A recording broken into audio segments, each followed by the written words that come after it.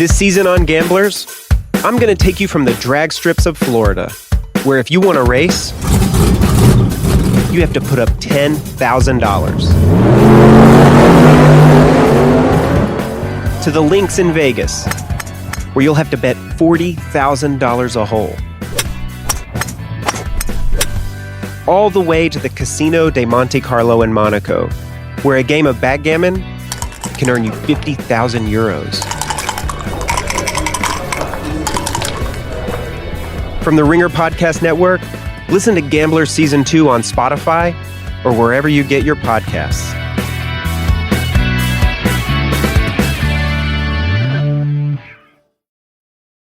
This episode is brought to you by Anytime Fitness. We may talk a whole lot about sports, but when it comes to keeping fit ourselves, there's definitely room for improvement. I hit this point early July. I was just like, I am not in good enough shape.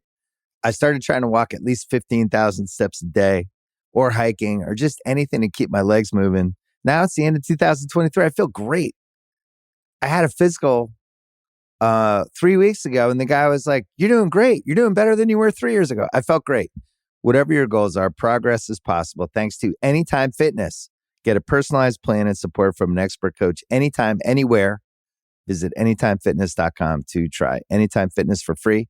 Start to train for your life. Terms, conditions, and restrictions apply. See website for details.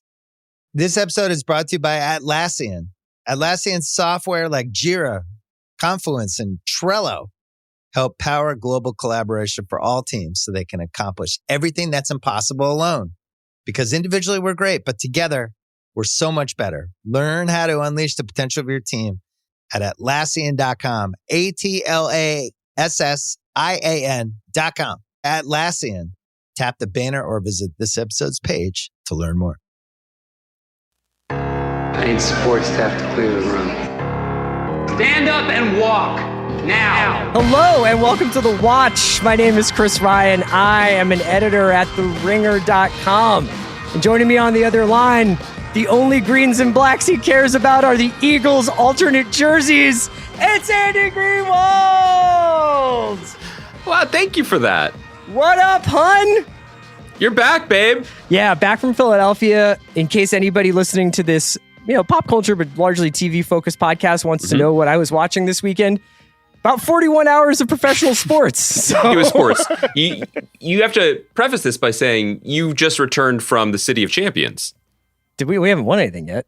Listen, small victories count as big victories. So yeah, your boy was in Philly starting about Friday afternoon when the Phillies really started storming the National League playoff scene. It was just kind of like the city of brotherly love truly lived up to its name. The vibes were immaculate in Philadelphia this weekend, and the vibes were fairly lubricated, to be completely honest. I was trying to imagine, Andy, what do you think? You got, you and I, as we enter the twilight years here. Excuse me. Well, me, I'll probably, because I used to smoke, so I think it's twilight for me. What do you think our regimen? What would our itinerary have been had we been 26-year-olds? Oh, geez. And it was like, the Phillies are in the National League Divisional Series against the Braves. The Eagles play the Cowboys on Sunday. The Sixers play the Celtics on Tuesday. There's a Premier League Fan Fest, which is why I was in Philadelphia. I was there for that to see a couple of the Ringer podcasters like Ian Wright and Ben Foster down in my hometown. But what would we like? You injected them with hoagies and Pizzeria Badia. Oh yeah, we had cheesesteaks. We went to Cleaver's. We went to Badia. Like we just had the best time. I honestly am scared to think about it. Badia? Like, I'm sorry. I don't know how we would have done. Honestly, I still was sort of gaming it out that way because I was like, at least Sunday morning is still a holy time. Like there was a long break, and I was really thinking about our compatriots, like an opportunity to sober up, and of course to catch up on prestige television. But like there was at least a natural break there because the thing, like, you could feel this from far away. Like there was something, I don't know whether it was like residual butterscotch batter from tasty cakes eaten decades ago, but something was tingling. You know what I mean? Like I could just feel that there was something going on, and it was this you were release texting me like positivity. You were peaking on ecstasy. You were just like, I looked outside today and the world was beautiful, crying emoji. Okay, that's true. And then I would just text back Jonathan Gammon images to you. In my defense, I used that holy church time yesterday to run 10 miles, and I do think I reached that zone where I was either the happiest I've ever been or so oxygen deprived that I was about to die.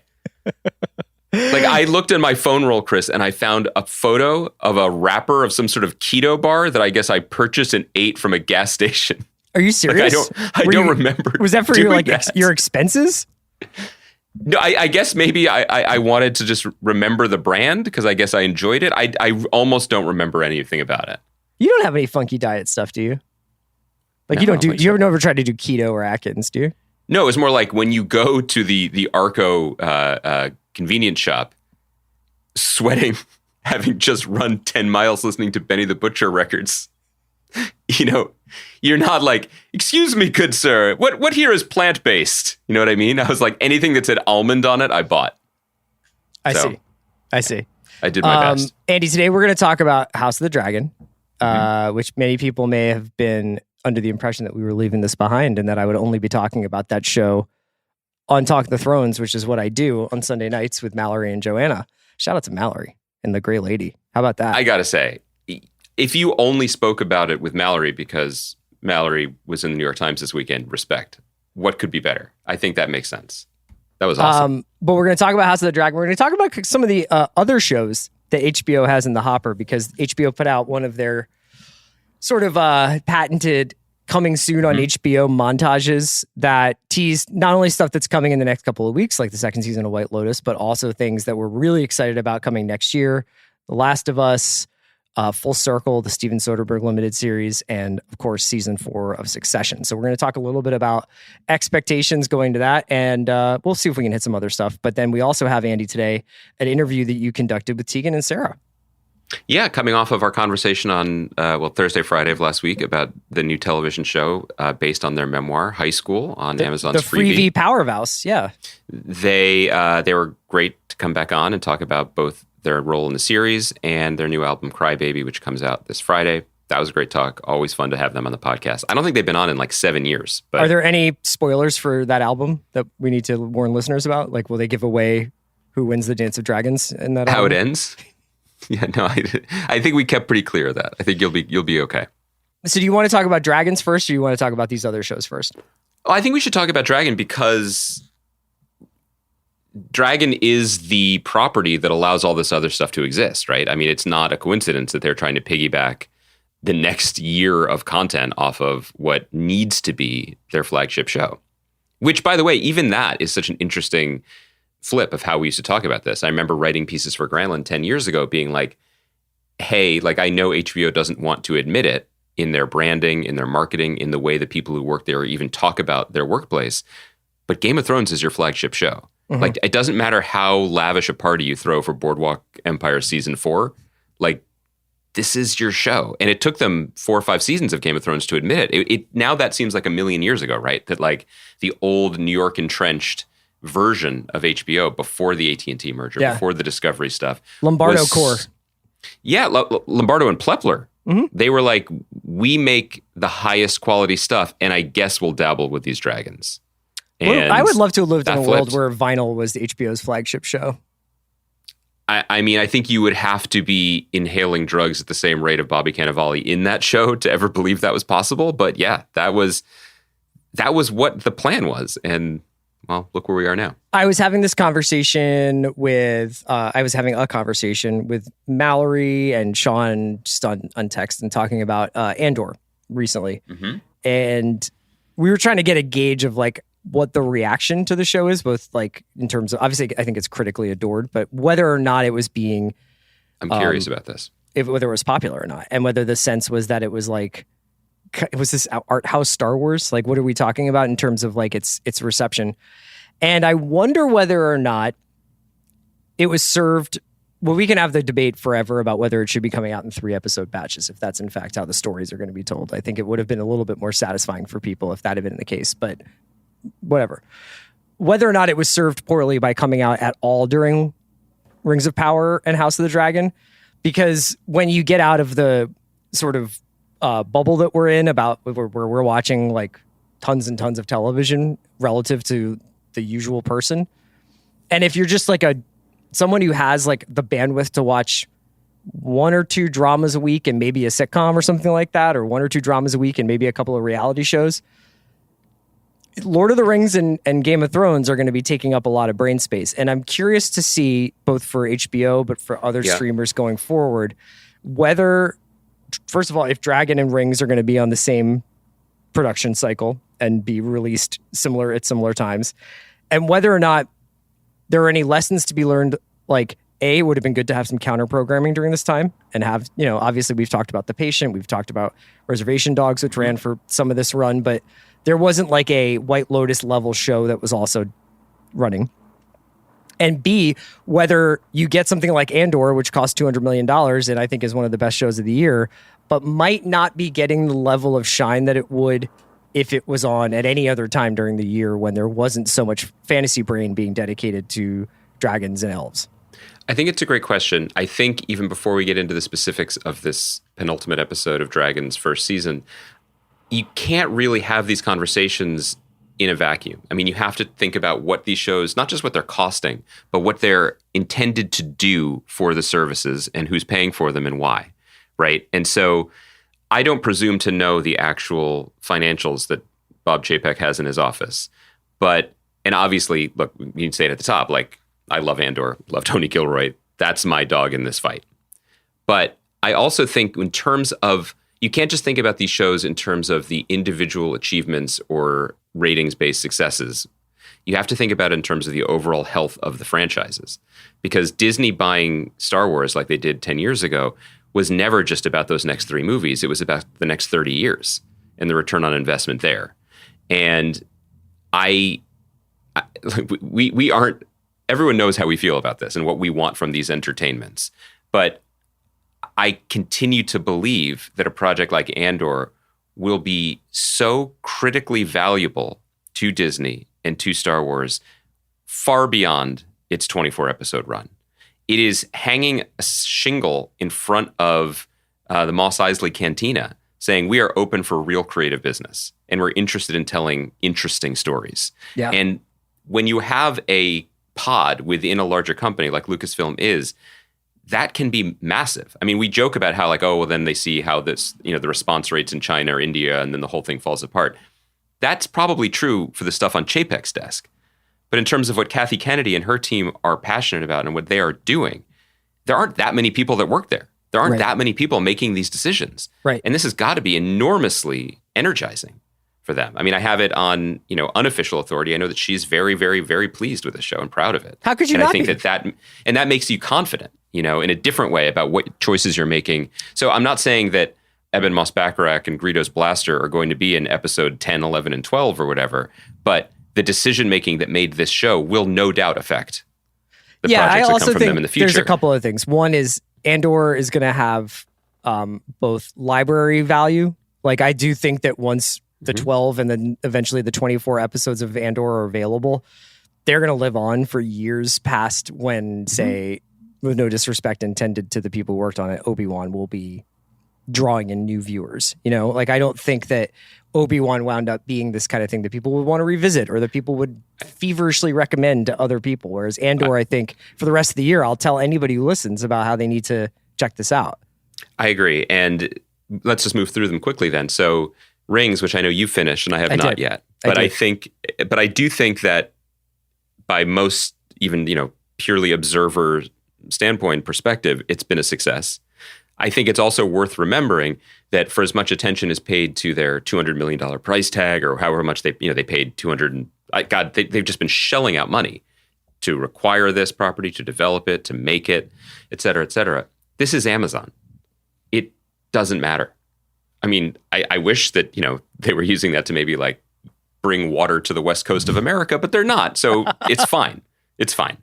And I know people are saying, didn't this guy just say last week he didn't drink water for 30 years? Well, I don't want to go back to that. Water's great. It's also a lot more dry out here. That's right. And the sun hits you different, right? Yeah. You discussed that last month. You tan differently, Chris. Do you know what I had over the weekend? A black and tan? A Hank's black cherry soda. Ooh, how was that? It's great, but I was like, that's what Philadelphians drink for water. It's just what's cut my arm. Do I not bleed? black chair. So the money piece doesn't really matter for Amazon. I think it achieved every other goal that it had in that people were interested in it, talking about it. I think that it has done very well around the world, which is as important to Amazon's Prime Video strategy as it is doing well here. And it, it could continue to grow and improve or open up doors, right? Like that's what they're doing with that. It's also considering where the franchise is. It was beloved and then essentially dormant, other than just the adaptation of all that it ever was the books and then the adaptation of it. And now they're trying to not just resurrect it, but, make it something new, make it open-ended. So by that measure, it seems like it was a success. Now, people know how I feel about House of the Dragon, and I'm glad to be coming back talking about it because I think that even within this show's troubled, or at least, not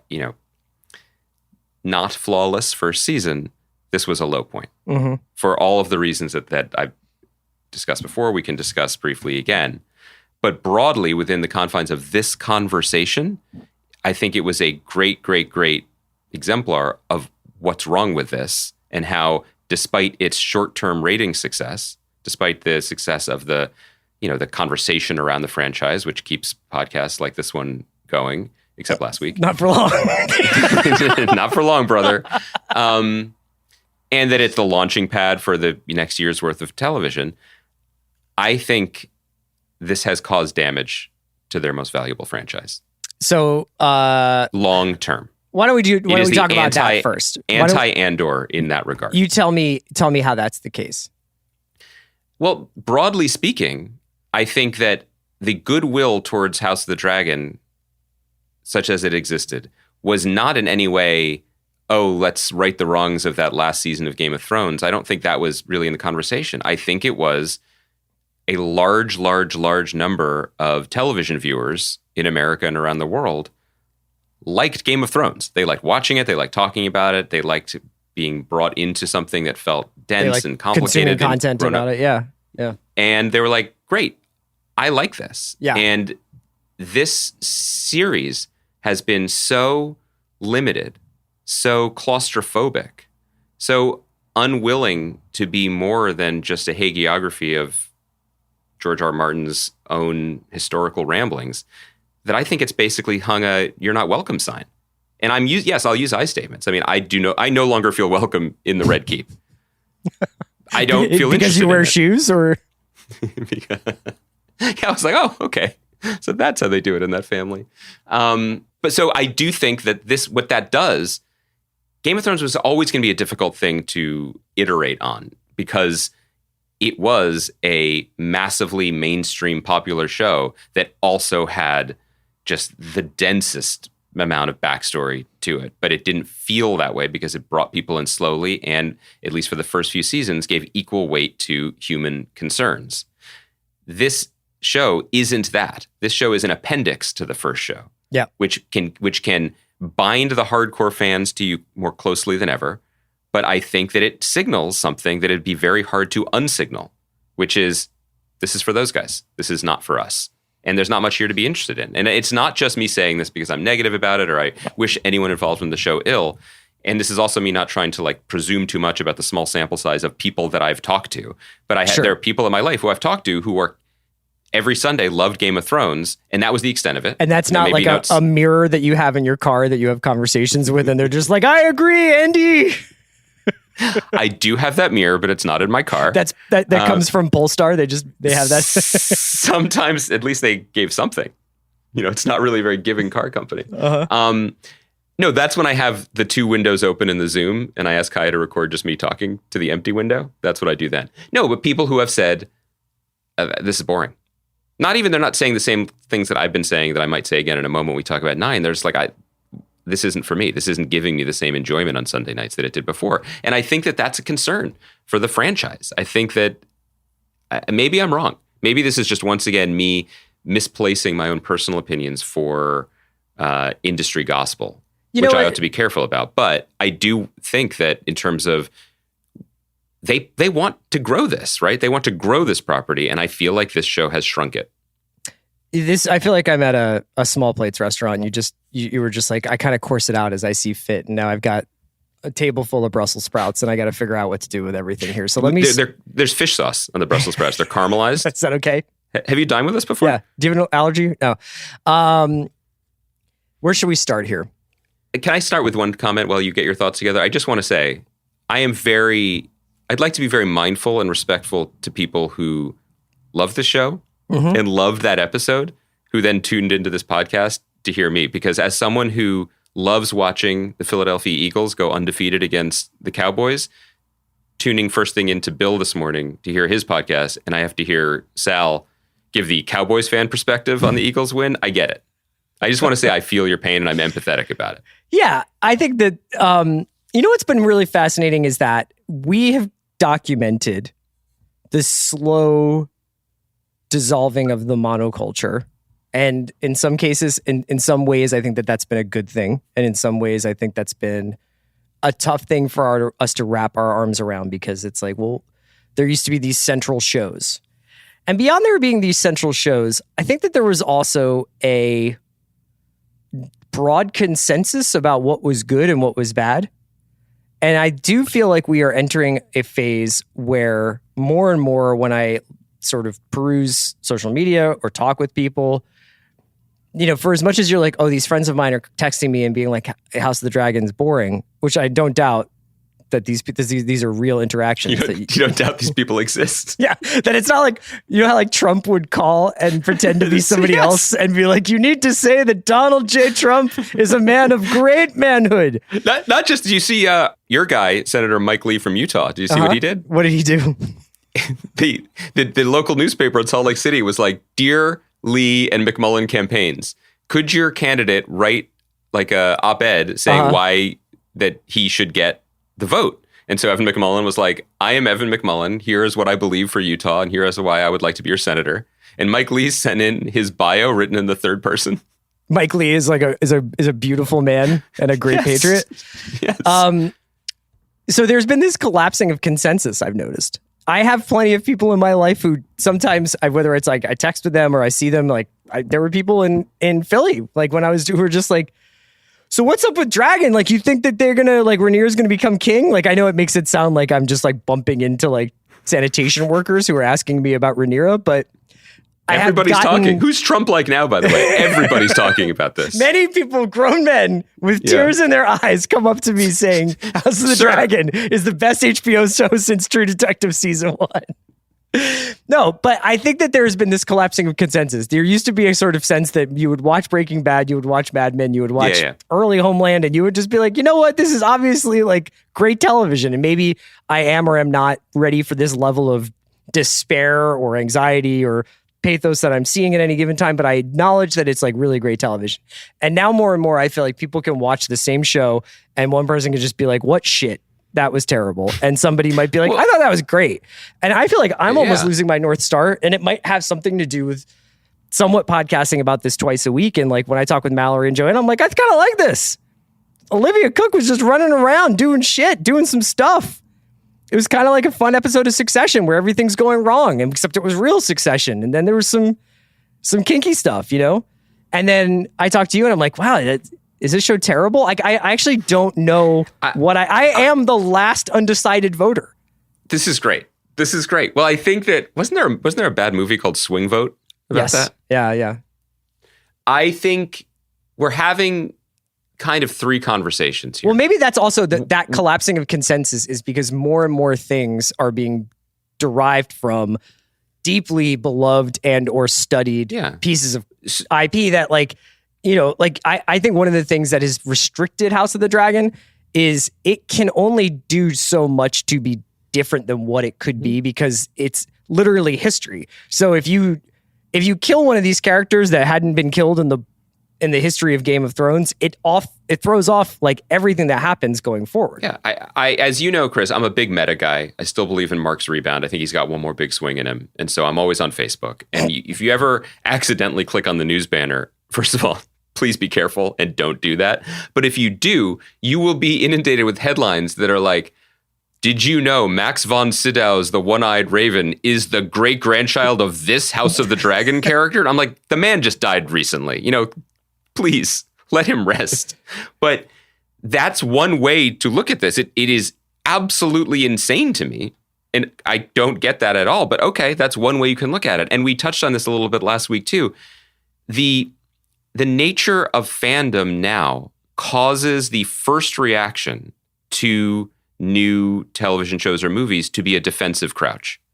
To be, I loved this when it was just for me. So I'm going to approach this hoping for the best and defending it from the worst.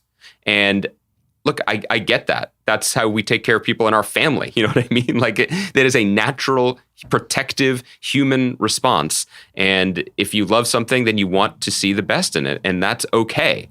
But it is absolutely stifling creatively and critically to cover the stuff this way. And so, so this is also playing out in something like She-Hulk, which ended its season. Have not seen it. I actually want to watch this show in 6 months. I would like to watch it away from the discourse when nothing exists anymore. Recipe for success for this pod. Yeah, no. By the way, Miyazaki check-in on Thursday. Is that when we're doing it? Marvel 6 months later. Thanks for your service. From Andy Greenwald. But we'll run the Marvel stuff after my nearly hour-long interviews with beloved musicians from the last 20 years.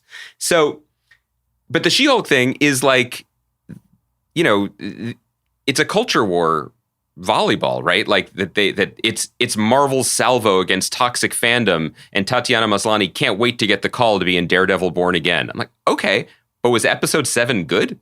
I mean, I know we're past that, but so at this moment, we're having kind of a 3-part conversation. I think that there's a conversation to be had about the general health of the Thronesverse as we near the end of the first season of HBO's first attempt to recreate that success and to sustain the brand.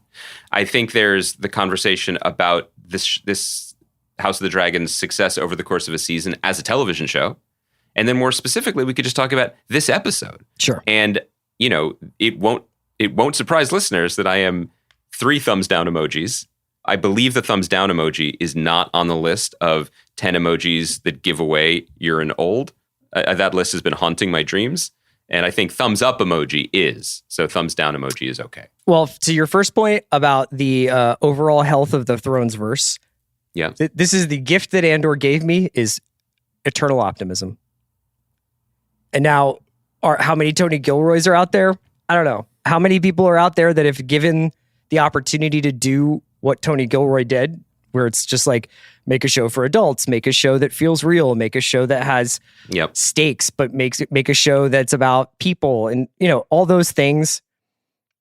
If you had told me in the middle of the book of Boba Fett that your favorite show of the year would arguably be a Star Wars show, I would not have believed you. So I will go down with the dragon here and say, I think that these shows are going to be as good as they let them be and as good as they can make them. Is industry canonically in the Star Wars verse? Is that what you meant? Like, where does it fall in between? I said one of industry. Got it. Andor, We Own the City, Barry. These are my faves from the year. And the Phillies' improbable playoff run. Yeah, and Reese Hoskin fucking body slamming that bat. Okay, that's. Do you know I was at Pizzeria Bedia, which was one of the joys of my life is bringing English people to American restaurants, because it's like when the Matrix plug gets pulled out, they're like, wait, I've been living in a simulation of food my whole life. Is this what pizza tastes like? So I was at this pizzeria and you could just see people all over the restaurant showing each other the video of Reese Hoskins, because it happened while we were at the restaurant. And it was just like a real, like, this is a great monocultural moment, is everybody being like, Reese Hoskins killed a baseball and then Sun Strider.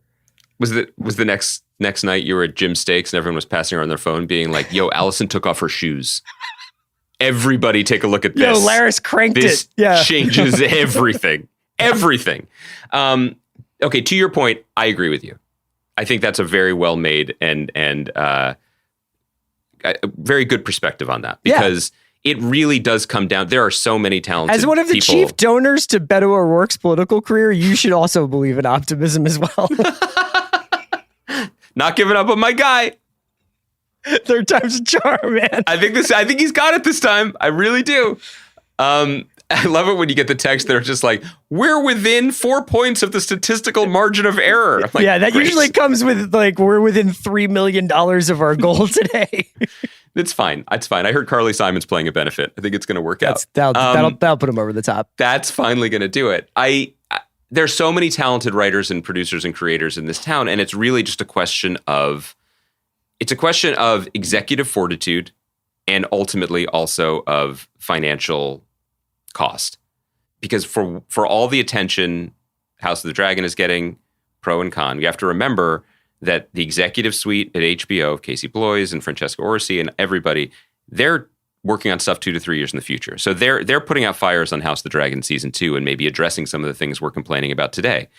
They are talking, I hope actively still, to Stephen Conrad, who's a really interesting television maker who made Patriot and Perpetual Grace and that weird show with the puppets. Its name I forget.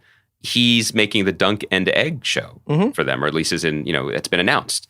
And you said that with like an incredible sense of authority about Dunk and Egg, the Dunk and Egg show. The reason I paused is because it was brought to my attention at some point during our Talk the Thrones era that people who listen to the podcast but maybe don't hit refresh on Vulture a lot thought that there was one guy who made... His name is Dunk and Egg? No, who made Game of Thrones, and his name was Benny Offenweiss, who I did go to Hebrew school with. And he was in Uncut Gems. He's actually took over his father's orthodontist practice in Drexel Hill, and he's doing great. But so I was like, this could go wrong if I say Duncan Egg. They think it's like a guy named Duncan Egg. Yeah. But it's Dunk, pause, and anyway. So they are trying to give different looks at this, and they're trying to give different versions, and it's only the shows they make can only be as good as the pitches they deliver. So I think you're right about that. But I was really shocked by this episode of TV. And can I make the case for it? Can I make the case that's for what I was why going to ask you to do. Okay. Yeah. I said this last night on Talk the Thrones, but I'll just repeat myself that I think that this show has suffered a bit from its time jumps and its relationship to chronology, not necessarily in its... I know that you've mentioned the coherence of it has been a little bit affected by that, but I think just in terms of the continuity of performances, and which is not to say anything bad about Emily Carey or Millie Alcock's performances as young Rhaenyra and Alicent, I just have really enjoyed knowing Olivia Cook and Emma Darcy are going to be these people for a while. And then I thought that the idea that this is the moment after Viserys has died, the rush into the power vacuum that happens, and it had a little bit of the urgencies that good Succession episodes have. It was nowhere near as good as a Succession episode to me. I'm just saying that this was a good version of time in this show. I thought making it essentially a showcase for Olivia Cook really worked.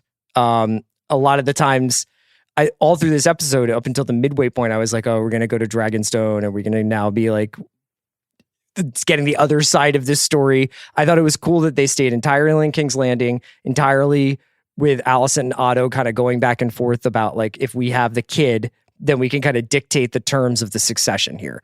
And their little rivalry was cool to me. And yeah, I mean, so to me, I got out of that episode and I was like, that was pretty good. And then when I heard people saying like, oh, I really didn't care for it, I was a little confused. So what didn't you like about it? I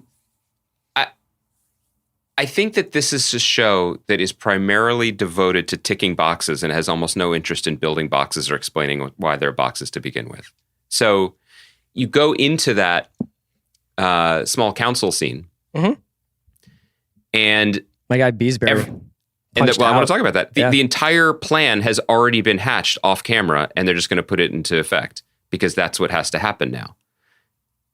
I don't understand that. I don't understand why you don't dramatize intrigue. Instead, you just bulldoze past it. And not just bulldoze past it, kill the dad from Fleabag just for giving a speech, and then showing no one caring about that. Like, I just feel like the show itself keeps revealing itself to be, it's not just that it's not interested in things that I might be interested in or casual fans might be interested in. I think it's kind of a claustrophobic, mean-spirited show. Well, it doesn't have Peter Dinklage or Nicola Costa-Waldau or it doesn't have any humanity. Yeah. It doesn't have any humor. No one even seems, I mean, Allison recoils a little bit about the guy leaking brain blood out on the table, but they finish the meeting. Mm-hmm. Professionals. Is this what it's like? Those guys are every so often, goal-oriented. Yeah. Every so often I'm like, Chris, can we record tomorrow? And Chris is like, no, we got an all-day NBA all-hands meeting. And is that kind of the vibe? Like, is that what it's like? That's why you haven't heard from Kevin O'Connor recently. It's a damn shame. It's a damn shame. But like, just talk about the conflict, right? They're like, okay, we've decided that we're going to make Aegon the king. And this is all coming from a bit of miscommunication, deathbed miscommunication. That's the sort of thing that maybe that works on the page, but that's not drama. I agree that was thin. I think that the strange thing about that was that even if you had taken out his deathbed fake will change, yeah, overall, the sort of desire to have a male heir to the throne and to keep power Hightower adjacent, it totally makes sense. So like, it was always there. Yes. Yeah. So I think it almost would have been better if it had been like, Viserys towards the end of his life, and who knows for how long, kind of fucked up. Who knows what he was, whether he was seeing things straight, especially towards the end of his days. I think that Rhaenyra trip fucked him up. We got to have like a holding pattern here, and maybe we should have a queen regent, or maybe we should have Aegon be king, because Rhaenyra is just too volatile to be queen. The land won't accept a woman leader. And to that point, I was talking about this with Mal and Joe. We don't really get to see many of the people that are being ruled in this show. Not at all. Right. What do they want? I mean, they're what do they want? fodder. When they were all like, yeah, Aegon, I was like, had no idea the polling was going that direction. It's like when a new city gets an expansion team, and they're like, well, just clap for the t-shirt gun. Yeah. Sure. Yeah. This is exciting. But they were like, now Viserys has named Aegon as his heir. And everybody's like yeah, okay. Cool. Zach Eflin's the closer now? Sure. Aegon seems like a great guy. Why is he bleeding? But also, it does a disservice to a character like Allison. Like, and I feel you that Olivia Cook is a great performer, but I don't get where she is, because she should know what she's uncorking here. Right. Oh, I've changed my mind, but this is what my father's been saying he'd wanted for 25 years. So how does she think this is going to play out? Instead, we play off her being shocked. And similarly, there's just a lot of these like momentum and stakes killing decisions. Like, the thrust of the episode was, let's find the wastrel wayward prince, but it's a battle not between the Hightower aligned faction and Rhaenyra, who probably would have a strong opinion about the events happening in this episode. Right. It's a not at all battle between grandpa and mom to find the kid first. Right. Led by characters who we haven't really seen before, these twins. I mean, we've seen them. Oh, They've Eric, been there. the Eric twins? Yeah. But I don't particularly have any opinion or fondness of them. But the show does make time to show a feral child fight pit, which, again, it's just like, I don't know who they're trying to impress anymore. Like, we get the depravity of this world. We've gotten it for 10 years. Right. Show me a single non-depraved thing, and you might have my attention just for keeping me interested and keeping me surprised. But if we didn't have the kid fight club, then we wouldn't have gotten Masaria's accent back. I mean, look, Mallory, call in right now and talk to me about replay. this. Yeah. It is a little Chet Hayes. Yeah. Right? Like, it's a little, and it's not even Gary. If Gary Oldman in True Romance is like, that's where the bar is set for the White Rasta, like, this is, I'm really confused by it. But for real, so then just talk to me about the end, right? Like, it's just. You want me to talk to you about the end? Yeah. Okay. Tell me, at least pitch me on a version here of what the hell was going on, other than Rhaenys needed to leave and they needed to have a dragon scene in this episode. I think absolutely bizarre to me. I don't know why there wasn't a different exit for that dragon. I don't know if all dragons come up through the floor, Yeah. I gathered that she was trying to be as disruptive as possible. I think that she pops up. Can I make a suggestion of how to be more disruptive? Light them on fire. Yes.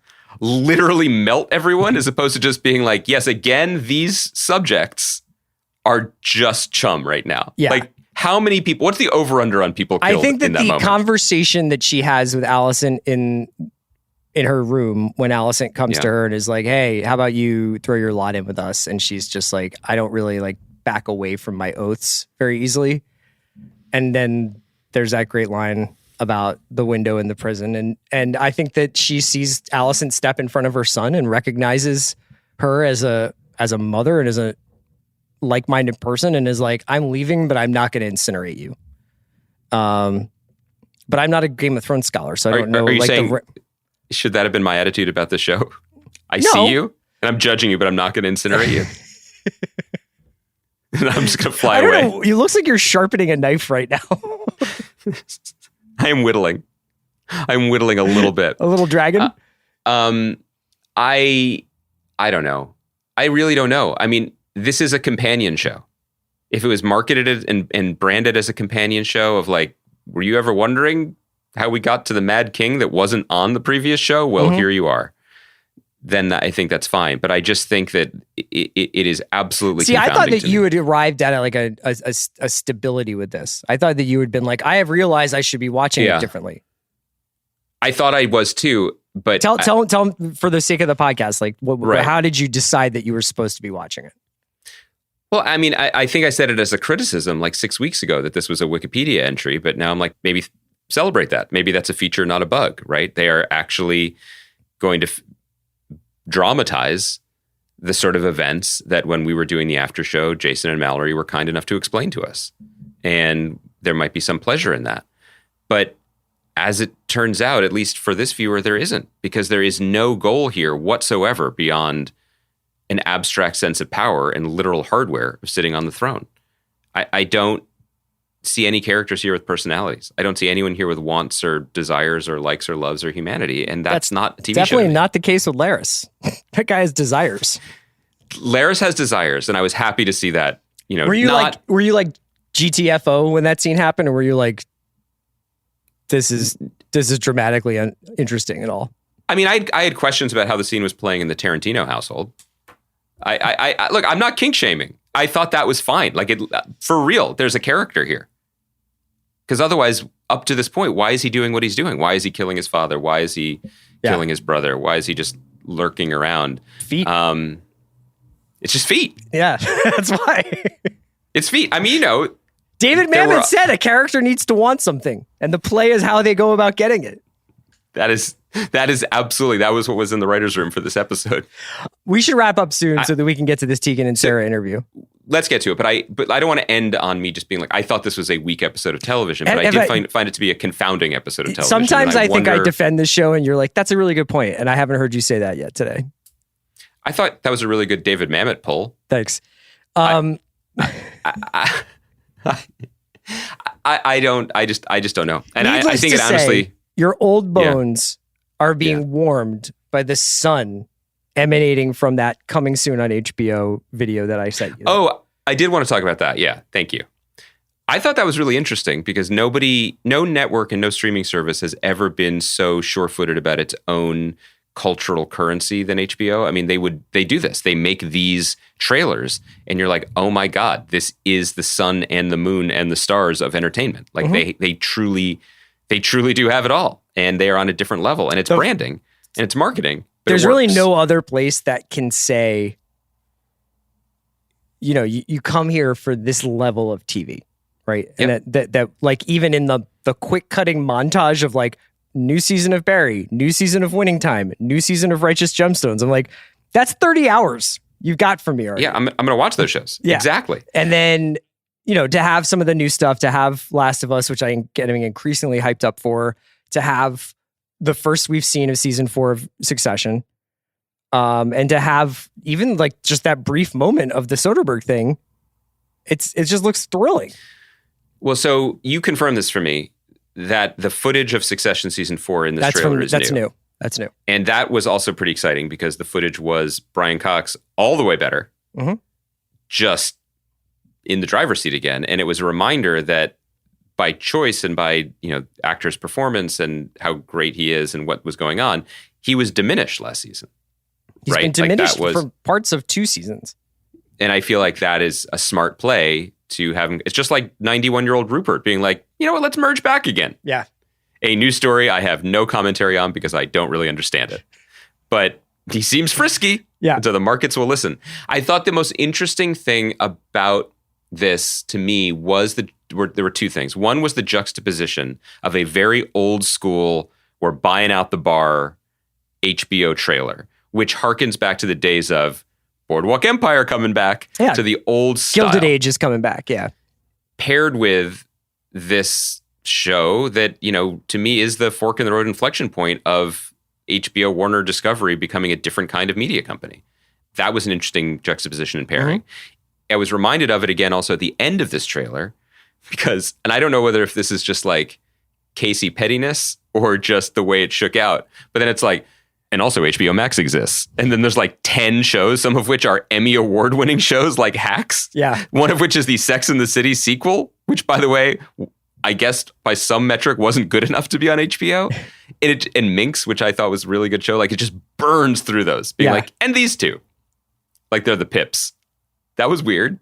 That's weird. But it speaks to the continued weirdness of we're HBO, but all of our content is on HBO Max. And HBO Max makes shows too, except whoops, no, we stopped for 6 months because the new boss came in and threw out everything we were doing. But trust us, we're going to keep doing stuff. It's weird. It's a weird moment for this service. It's definitely a weird moment, and time will have to tell whether or not you're right about this being an inflection point. I think it's viewed as much more of a success than you are giving it credit for. Oh, in this case, I don't mean like this was such a failure that it's going to change the business. No, I just know mean what you mean. I know it used to be this like shining ruby in the family jewels, and now it's kind of like here's this metal rock for the nerds. But I don't think it's being viewed as that. And I do think that there is, in the same way that Game of Thrones ended poorly, I think that House of the Dragon could get better. Sure. They just gotta put my guy Aemon front and center. I just don't come at him from the right. His peripheral vision's not great. I just don't know where the freedom comes from because, as you said, it's yoked to this fictional history, right? So it's just what can it do that isn't recounting? Yeah. Unless it invents some sort of new, our what we always say, the Han Solo, the Tyrion figure. Yeah, but I'm Game not of really Thrones, sure. Like we knew everything that was going to happen in Game of Thrones up to a certain point. I didn't. Well, I didn't either, but like I don't know everything that's going to happen on House of Dragon. Well, I actually do because I looked at the Wikipedia. Did you? Yeah. You're so bad. That's what I did for what was that movie that everybody liked? That Sean had the guy on the horror movie from last month. Barbarian? Yeah. Great. Do you know we just did a podcast where we explained what happened to that movie to Amanda? Oh, I should listen to it. That's me. I just read the Wikipedia and I was like, it seems pretty good. Wait, just to say, look, this is the one where I think this has been a really thoughtful exchange of ideas. I don't want you to feel at all embarrassed about what's going on here. I feel good. I'm the fanatic standing on top of the Braves clubhouse right now. Okay, this is just what it is. But I think that this is an interesting inflection point too, because historically HBO hasn't made shows like House of the Dragon. They didn't even make. I just said it. The Sex and the City reboot sequel. That's HBO Max because HBO doesn't do reboots.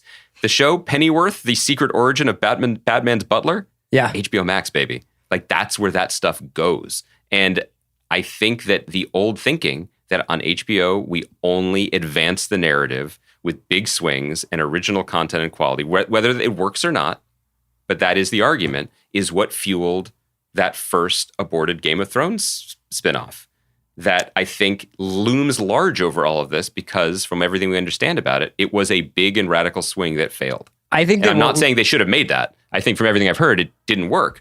But I think everything since then has been a lurch towards conservatism. Like, let's get this back. Let's get that safe. And we praised that when we saw the pilot because I was like, what else can we say here other than they kept it going? This feels like Game of Thrones. And then I wonder it's so what funny because I would say that the praise that I had for the first episode of House of the Dragon after we first saw it is the praise that I would have for Rings of Power after I saw the last episode, which is like, you guys didn't fuck this up. And I don't mean that as like faint praise.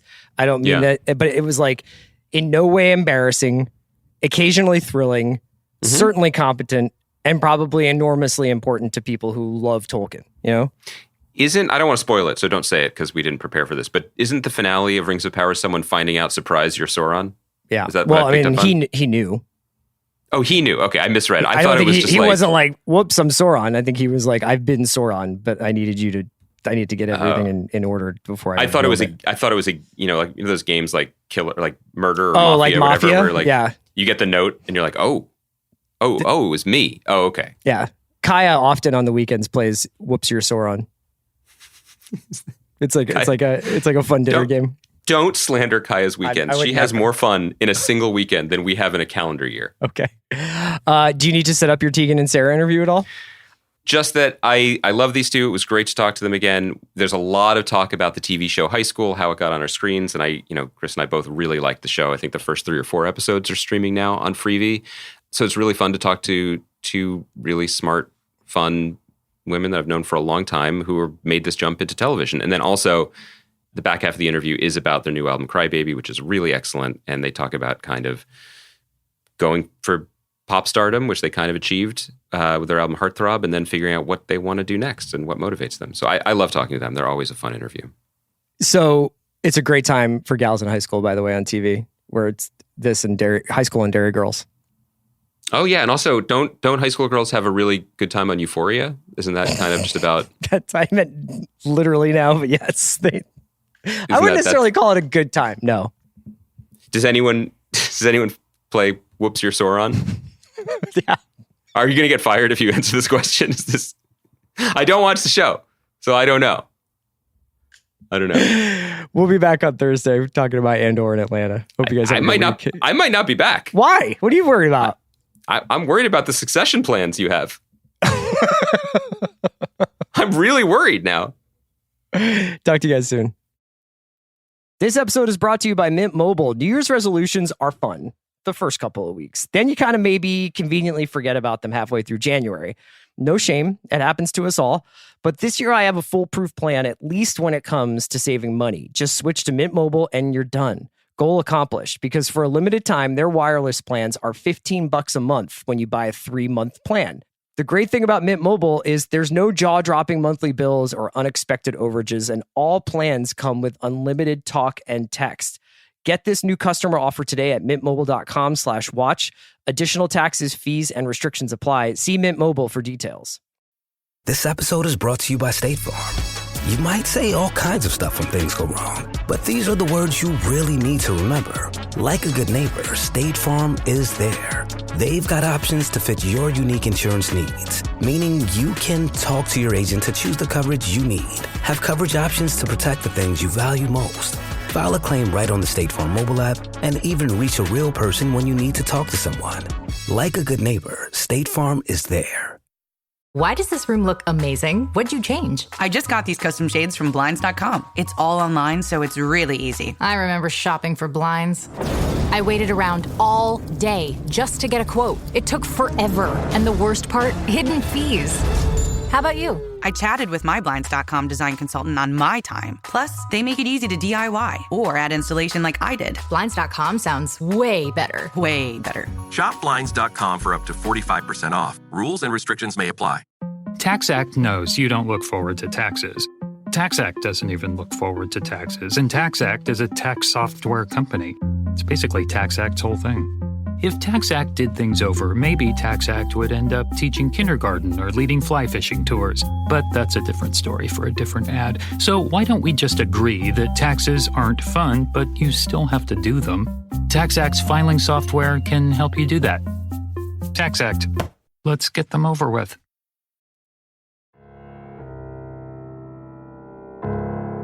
Okay, I'm so excited to be joined now by 2 women who I have known and admired for a very long time, who have a new album, Crybaby, their 10th, out on October 21st, but also a TV show called High School, based on their 2019 memoir of the same name. That is going to premiere October 14th. We're going to talk about all of it. I'm joined by Tegan and Sara. Welcome back to the show. Woo! Hi, Andy. Hi, Andy. Thanks for having us. It's so great to see you guys. I feel like I just want to say that, like, I first interviewed you guys 22 years ago.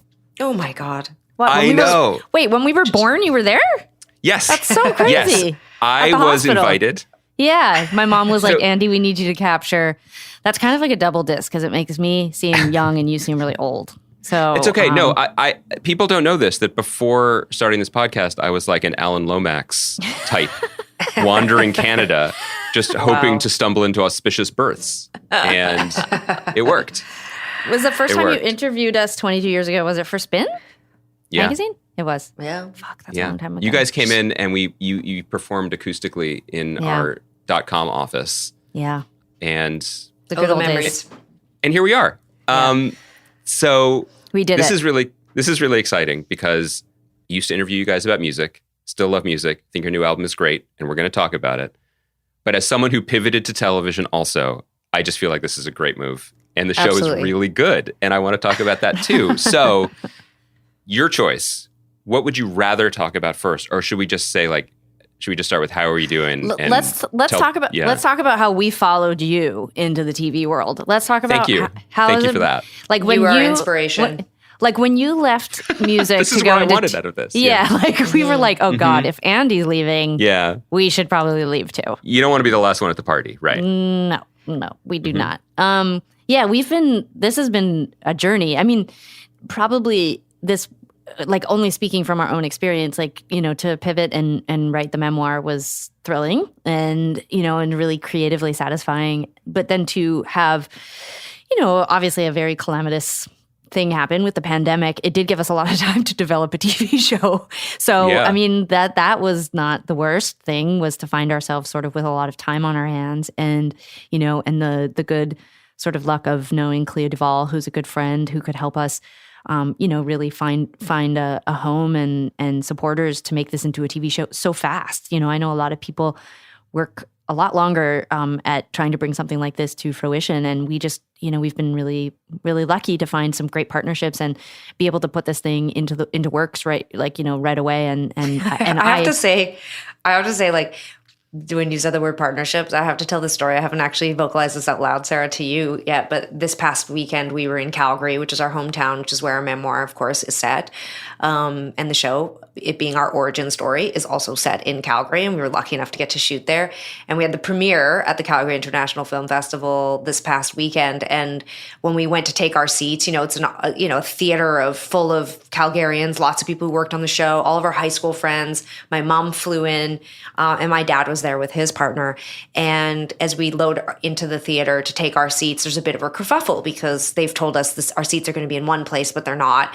And when we get to our seats, they're in the dreaded, I feel like theaters are never full now, so you never have to sit in these seats, but the dreaded against the wall, second row. You can't even really see the screen, and that's where our seats are. And Sarah and her partner have loaded into the row first, and Sarah just turns around and says, no, I'm not, her partner's name is Stacy. Stacy hasn't seen the show. You can't see anything. We're not watching it from here. And Sarah gets other seats and leaves me with my mom, my dad, and his partner. And so I'm seated next to my dad, and I give them, as far away from the wall as possible. It was fine.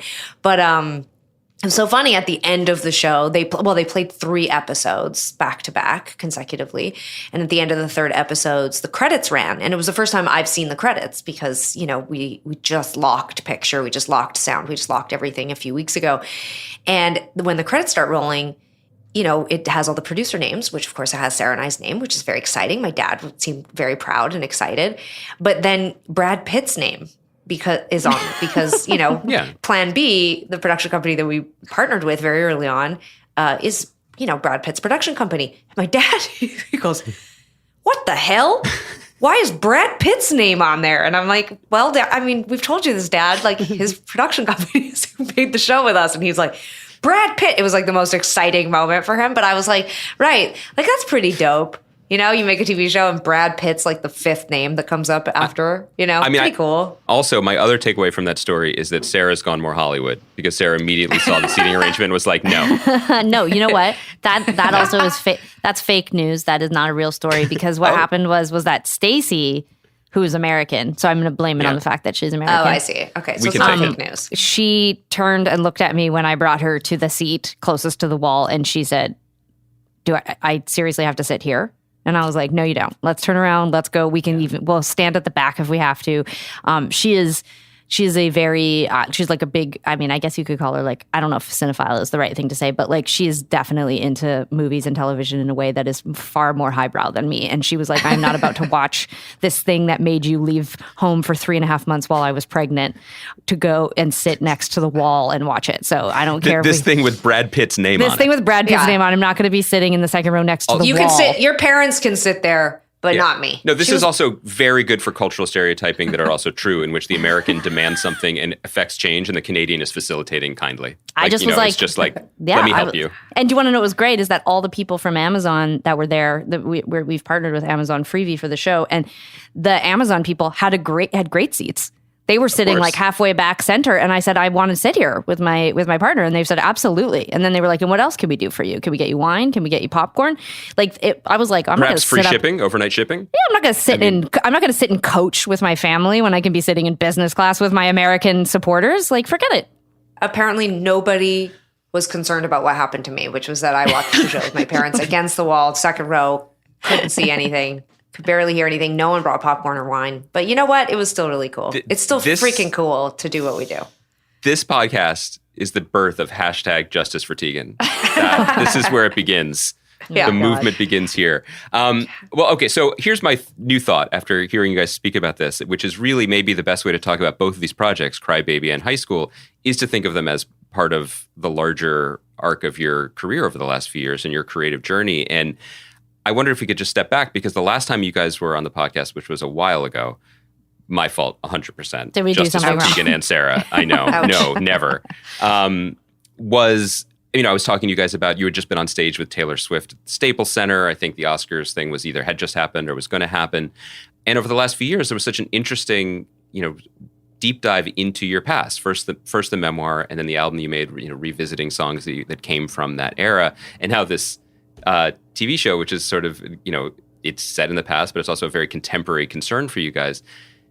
Is there a conversation to be had about where your career was at the precipice of high school, what it was like to suddenly turn the cameras backwards a little bit, and the effect that it had on you creatively?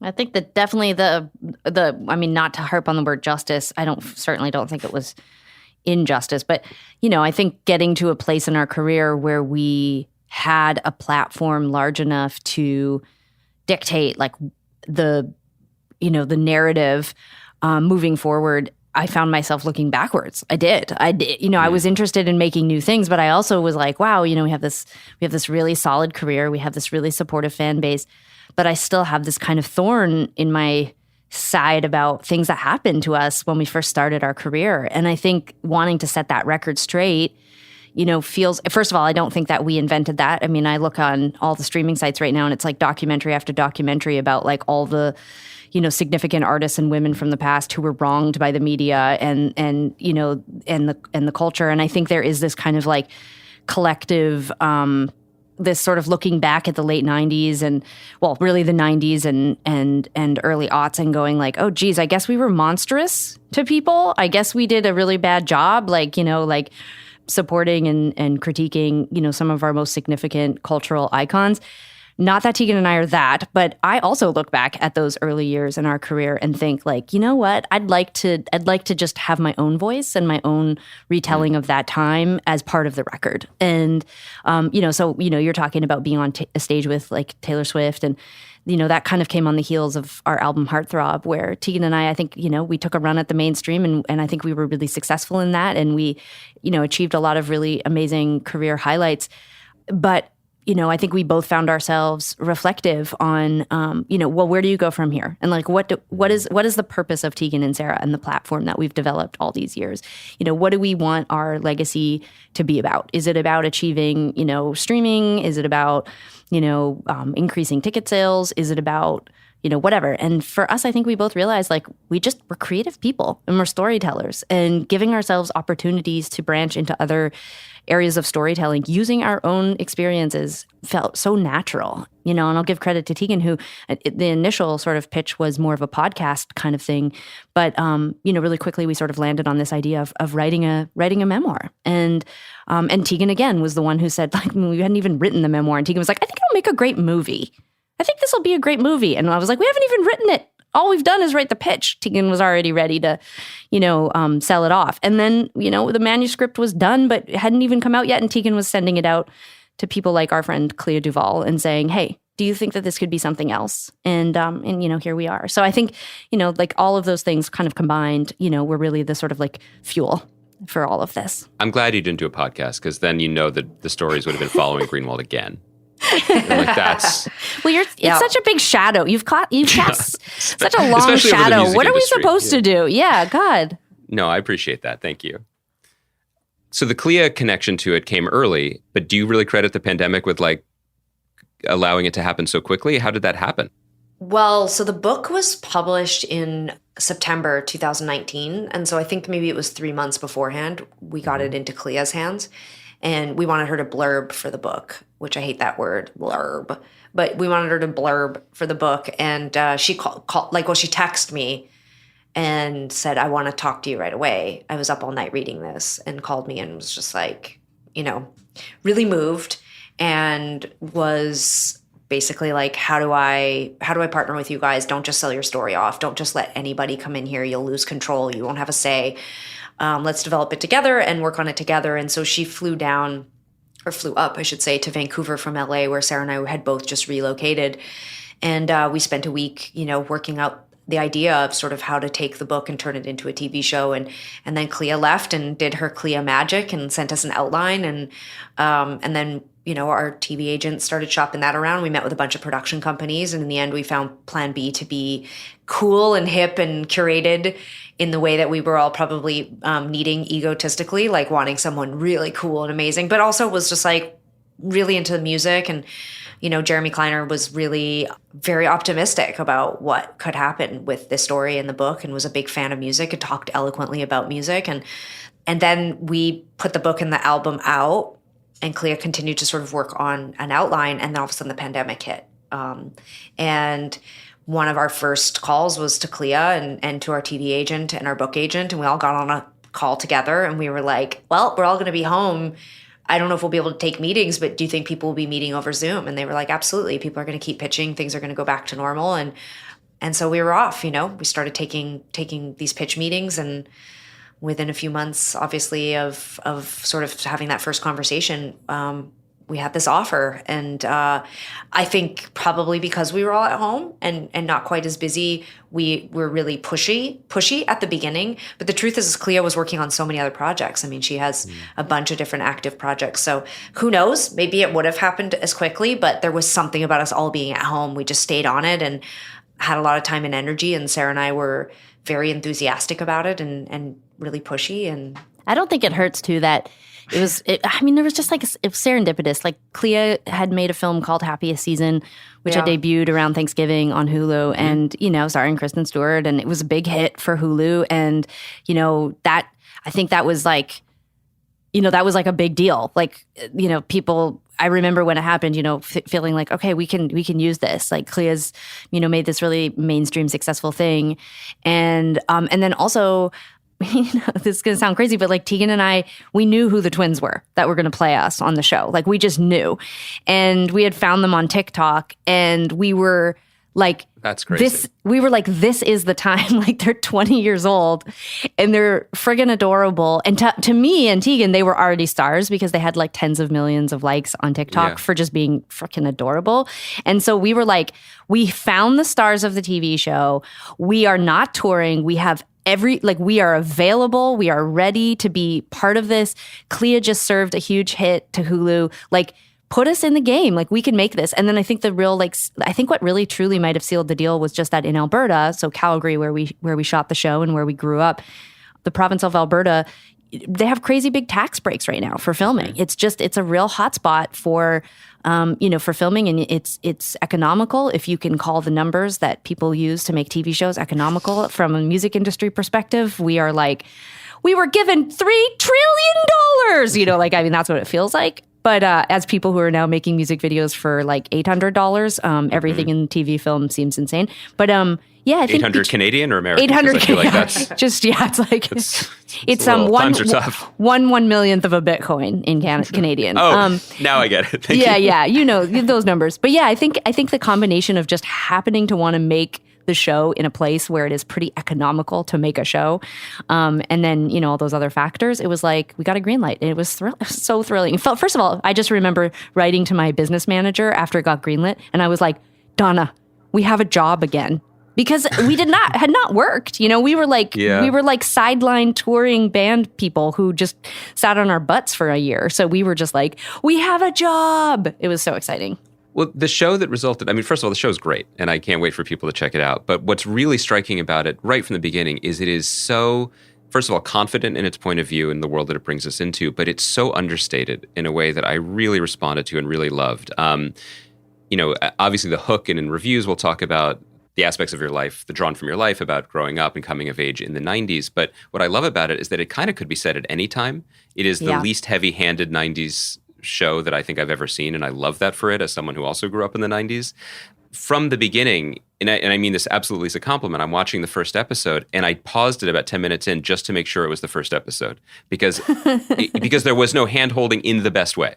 Yeah. You know what I mean? Like, Yes. I was dropped into a world, and I was just there. And I was feeling good about that, but I was trying to do my professional due diligence too, because sometimes you click the wrong window on the screener site. How much was this part of the conversation early on? Because when you're talking to people, even people you trust creatively, like Clea, it's just words until you actually roll. You know what I mean? So to get that specific of a tone and to be that assured early on.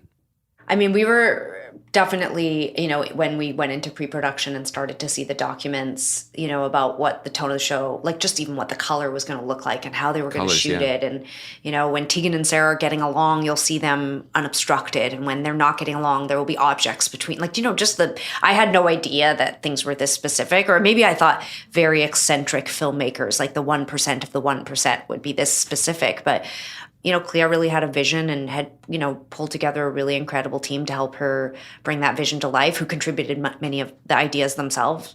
But yeah, the first day on set, you know, the first shot, it was like, oh God, this is so cool. I think there's like a fear of, as Canadians, that we're going to make something too Canadian. And so, like, I remember when we got the green light, a few of my friends who are in the industry were like, oh no, and you're going to shoot it in Canada? It's going to seem so Canadian. But I think that lots of great stuff gets made in Canada. But yeah, like we also, the flip side of that was our fear was that it would be overly Americanized, and then it wouldn't feel like our, you know, our upbringing, and there is something very American about Canada. We're all kind of the same, but there's very specific Canadianisms we felt really like should be there. So it was a fine balance to try to make it not too American, but not too Canadian. And I think they did that beautifully. I also think there were so many conversations early on about making sure it wasn't too pastiche. You know, it shouldn't be like, every scene shouldn't be like, it's the 90s and like, it's the 90s, it's the 90s. Like, it shouldn't feel like that. It should feel like you could watch it now. And at some point you'd be like, right, like landlines, this is not set in today. Like, there's no, the absence of cell phones is potentially the most glaring past thing, but everything else feels like it could be of this time. And the other big shift from how we saw our lives and would have depicted it, I'm sure if Sara and I were in charge entirely, was that we were quite bright and colorful and ravery, which is a very 90s thing. And I think Clea sidestepped that for the most part. I think there might be some exploration of that in the next season if we got another season as we go into 11th grade, because we do get more into raves and whatever. But I feel like the show feels almost more like mid-90s or early 90s rather than late 90s. And I think it's late 90s that's very hip and cool right now, like the big wide pants and the colorful clothes and the kind of rave culture. So I think it was smart. Initially, we were like, well, we wore bright colors and we were like this. And Clea kind of just ignored it. It's very pleasantly surprised and pleased at how good that felt, you know, to like not have it be like biopic. It's not an exaggeration of the actual life we lived. It's definitely inspired by, and that feels really good. And I think it makes it easier to jump in. Like, it's not like that 70s show or whatever it's called. You know what I mean? Like, when we said, oh, we're making a show in the 90s, everyone's like, oh, the 90s. And it's like, no, like this, that's the thing, is like coming of age and adolescence and high school and longing and love and all of that stuff is so universal and of no time. And so I feel like the show does a good job of allowing you to tap into those universal themes without getting dragged down into like, it's the 90s. And how did you guys balance, though, the quite different responsibilities of being executive producers, but then also being source material, you know, in the sense that Are the young actors playing youthful versions of you? Are they looking to get coached up? Are they asking? Are you finding yourselves giving notes on accuracy or verisimilitude, or is your role quite different than that? I think it was I think our intention to be helpful and to be present so that we could be supportive if people needed our point of view or if we saw something glaring.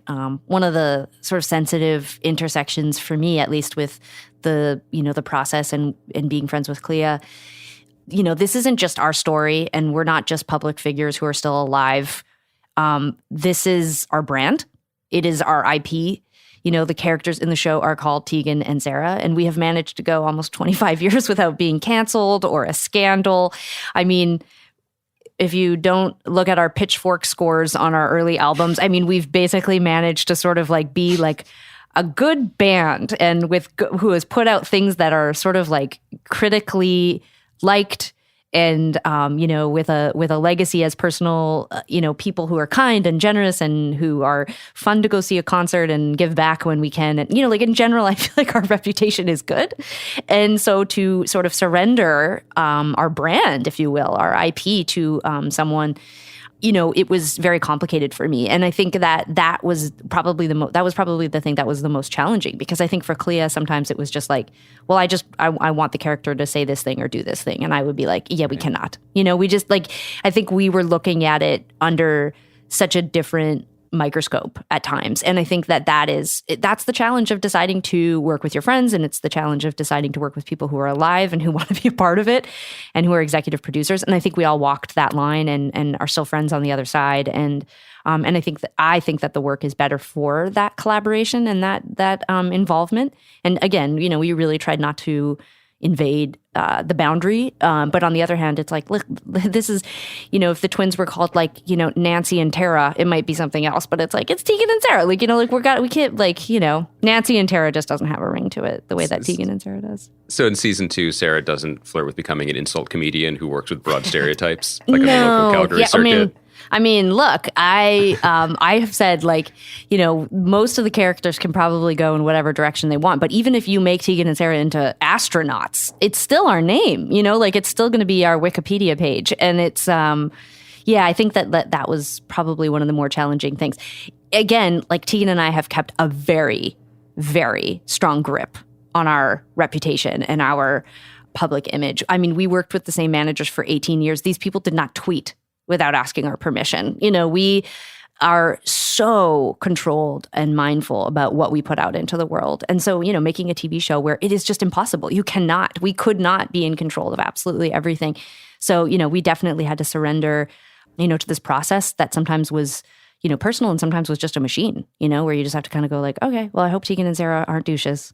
That's all we could do.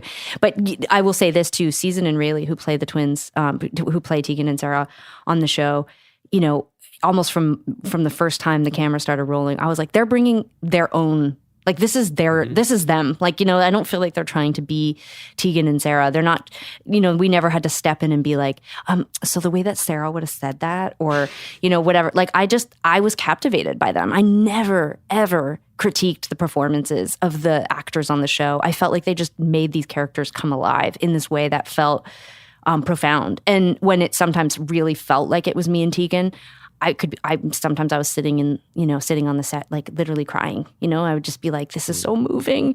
And then there was times where I just felt like, I'd won a contest and I got to be on set watching a TV show get made, Well, I also think one of the things that the show does really successfully that really mirrors who you guys have been creatively for so long is that it shows attention to subjectivity. Because for people who haven't watched it yet, who are listening to this, episodes are divided by characters' perspectives, and then the stories overlap in ways both expected and unexpected. And I particularly loved when the aperture expands to include your mom's character, played by Kobe Smulders, who's excellent. And we just get a different perspective on all of this in a way that is really enriching and makes the whole thing broader. But I also feel like there's a connection to be made with, just even within the ways you write songs that I know about, where each of you have your own subjective version of it, but then you bring them together and maybe things get tweaked. And the end result isn't necessarily that singular vision that it started with, but it's something greater, potentially, than the sum of its parts. That's very eloquent. Except Yeah, I mean- that. Except the cases where you disagree and you don't like the song as much, which we don't need to get into.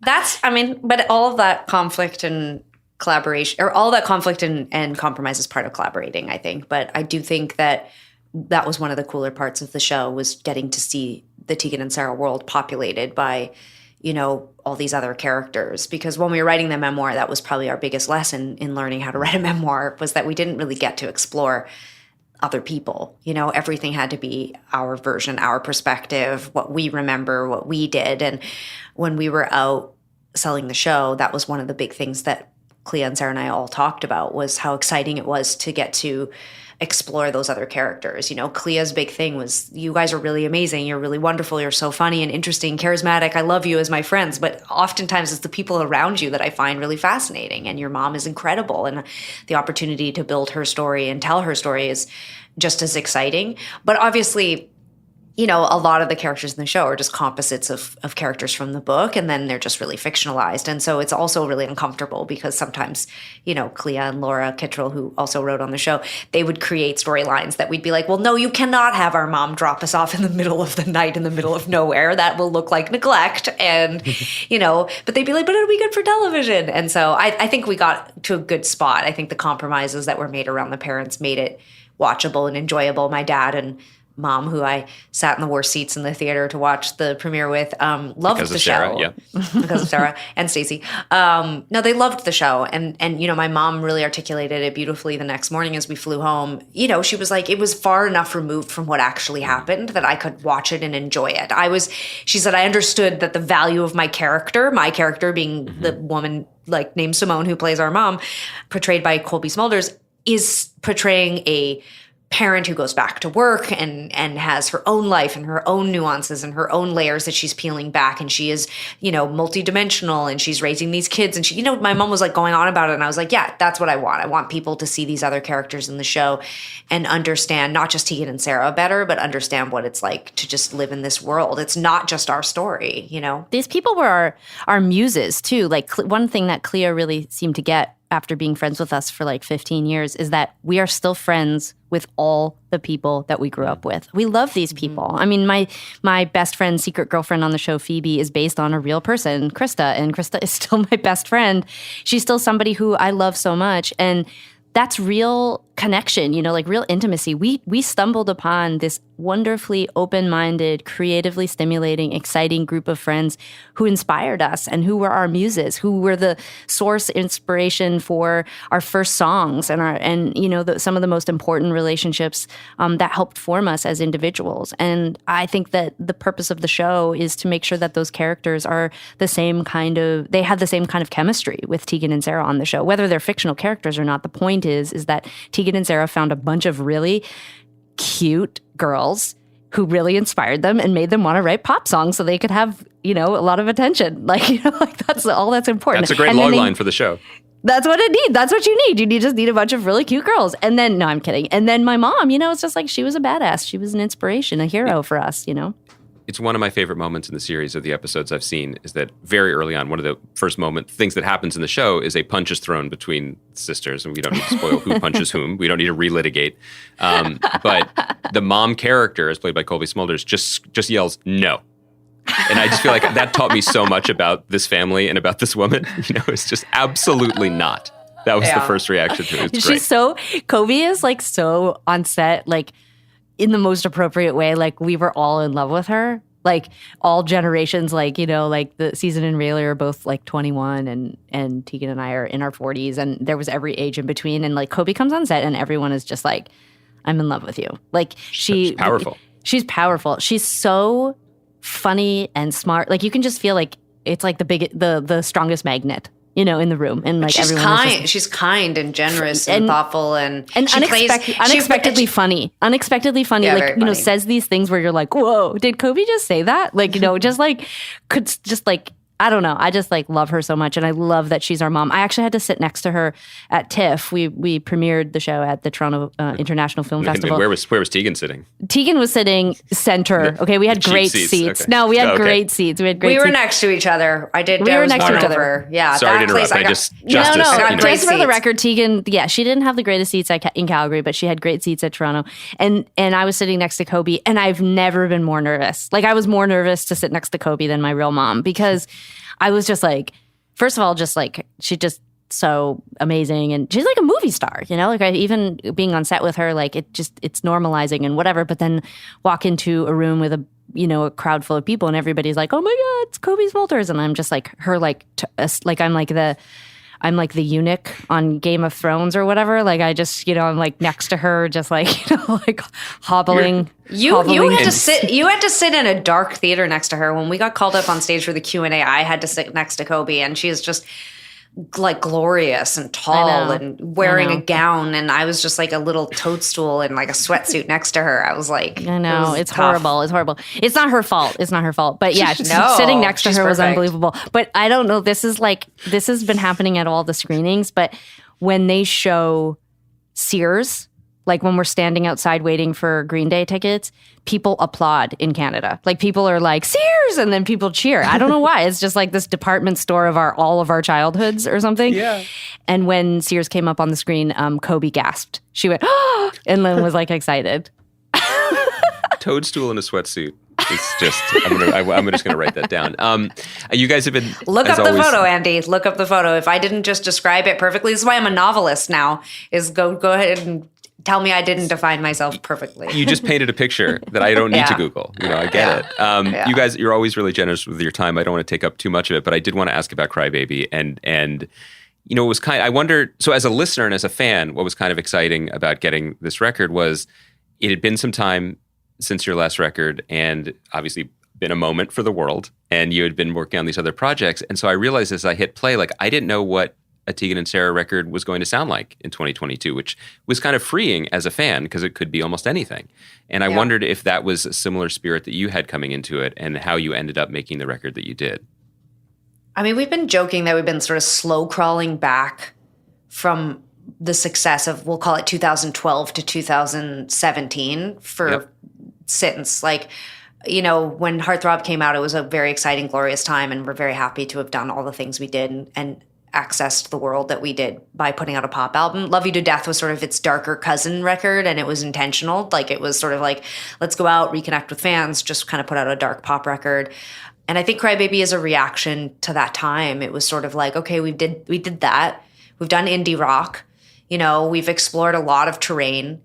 Let's be patient. There's no need to set out on a journey if we're not like really feeling it and we're not sure which direction to go in. And so there was a lot of time over the last few years where we were working on these other projects like the show, but we were also writing a graphic novel. And the graphic novel you write in script form, which we didn't know. And then you start writing the graphic novel, and someone's like, and by the way, you're going to need to write it in a script form. And you're like, a script form? Okay, going to Google that. How do I write a script? But Sara and I shared the script, so we would pass it back and forth, every week or 10 days. And so during that time, we were both, when the script was not in our possession, we would write songs.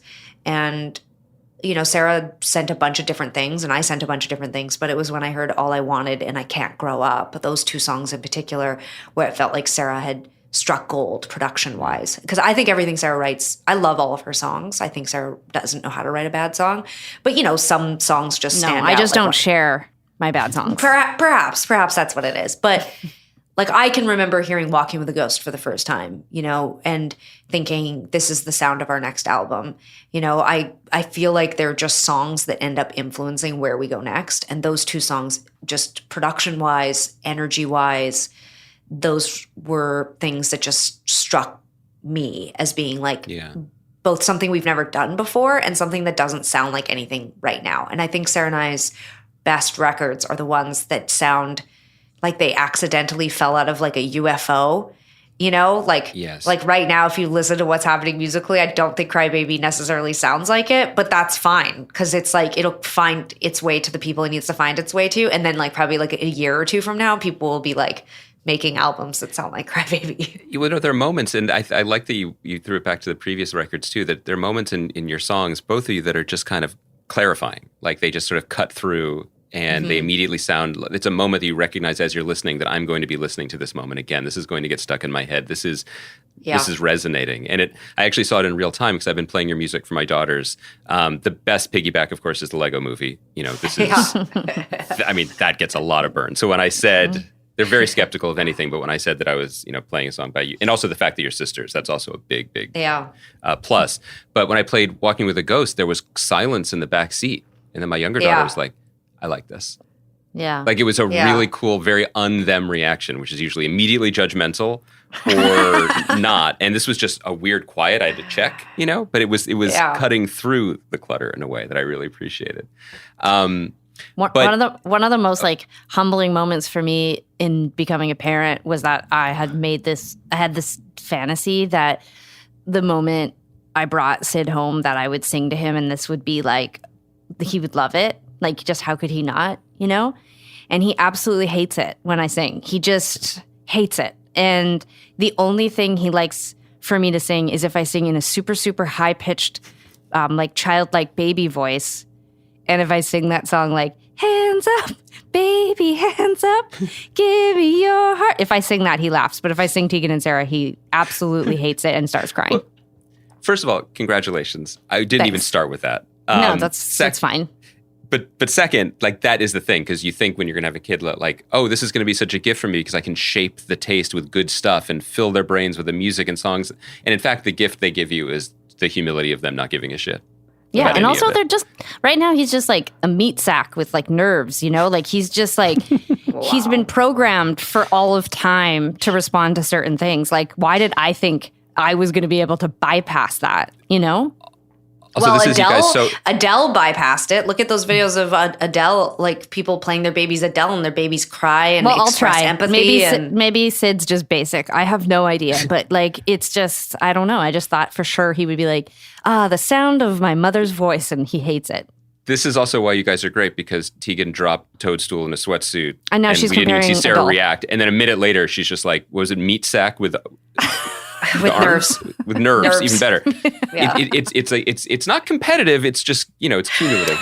Listen, Andy, if you ever need us to punch up a script, you know where to send it. You know, you ever need a couple of weird details, we've got it. We got it for you. Done. First of all, we'll take that offline. But I guess the last thing about the record, this song, I mean, I really enjoy the whole record, but there's a song that jumped out for me right from the start, which is Under My Control. And I was thinking about it especially in relation to the show, which I was watching, you know, I received them both at around the same time. And I love the song so much because it really speaks to me as someone in his 40s who's also realizing that we just know less and less.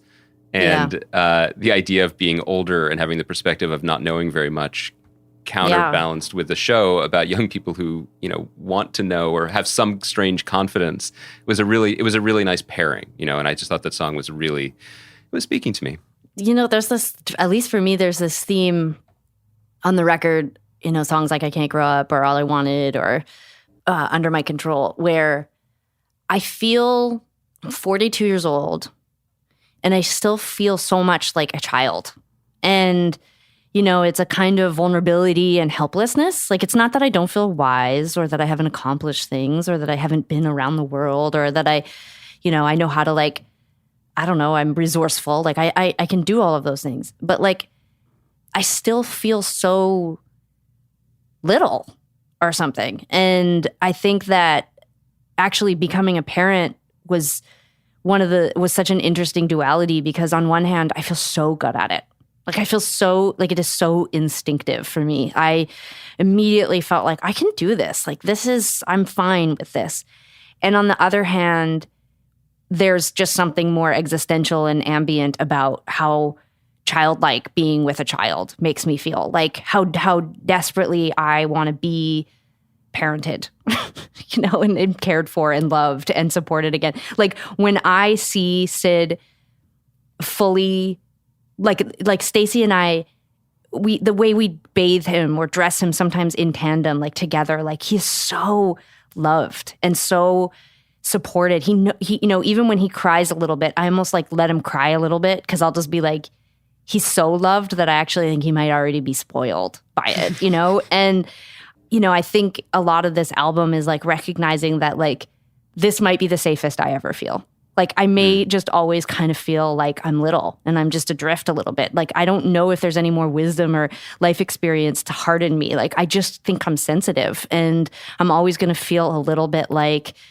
I'm out here without skin or something. And I don't know if it's a gift to give Sid a different experience than that, but he probably is going to get it because we're old and we have nothing else to focus on. So we're just going to helicopter the hell out of him, and you know, and then we'll die, and then he'll be alone. You know, I don't know, it's so sad. But anyways, but he'll have this record. Which was inspired. But yeah, he'll hate the sound of my voice, but maybe he'll read the lyrics and feel inspired. But yeah, I feel like you know, that's a little bit of like new territory for me. I'm curious to see, you know. I know people get inspired by different ages of their life or, you know, experiences like parenthood. But, you know, I think I hope that Stacey and I are going to stay together and that there's not a breakup on my horizon. So, I mean, as a creative songwriter and storyteller, you know, we have to look for space that's uncharted. And I'm like interested to think about, you know, where parenthood and you know, these expansions of our career are what they're gonna inspire and what kind of stories and what kind of perspective, you know, I can share with the world as like a little toadstool in a sweatsuit. Two toadstools. Just a meat sack with nerves. Well, I think what you guys are speaking to, and which makes me very excited as a fan of all of this now in the different medium, is that the sweet spot is a mix of competence, like you know how to write songs and produce songs, and now you know to expand into other mediums, but the vulnerability stays, right? And if you can kind of find the balance between those two things, I think you're going to be making good work for a really long time. I hope so. Maybe not as good as Adele, but good. Well, not as good as Adele, and probably, according to our fans, never as good as The Con when we were 27. But you know what? But who's counting? But who's counting, and who cares? No, I think actually was doing one of these personality tests that's going around, and it's a new one. It's like Adobe Creative Suite or something. I don't know. It's fantastic. Google it. But anyways, I hate astrology, but I like everything that sort of approximates astrology. You know, like it's like, anyways. But it was saying I'm the maker. I'm like dedicated to my craft. But it was sort of like talking about how like the downside to being the kind of person that I am is that I'm not actually being that vulnerable, which is bizarre to me because I'm like always crying and always writing songs about how much, you know, vulnerability I have. But I do think that there's like this challenge to constantly, you know, peel back another layer and like reveal something even more, like unless there's blood on the ground, you haven't done something, you know, like next level. And I don't know if I would have been able to do that. I don't know if the layer would have peeled back naturally at least for me, without having a kid. Like I can already see it with Sid that it just being a parent and being around a baby makes me feel like a baby. And so I am excited to see what that sort of forced vulnerability will bring, you know, to the world. Guys, we're all just meat sacks, really. Meat sacks with nerves. Yeah, this is my dad. By the way, I'd like to give credit. That's writing credit goes to Stephen Quinn, our father, who often describes people as meat sacks. So I'd like to just say that Stephen Quinn is the one with all of the colorful descriptions of human bodies. Guys, thanks so much for taking the time to talk to me. It's always such a pleasure to see you both. And congratulations, the show. Okay, well, let's do it. Let's say it again. Let's be professional podcasters. Okay. Because I even did it out of order last time. High School, the very good television series, premieres on Amazon's Freevee October 14th, right? Mm-hmm. Yep. And Tegan and Sara's 10th album, Crybaby, comes out a week later on October 21st. What a month. What a month. I'm really excited. What a month for you guys.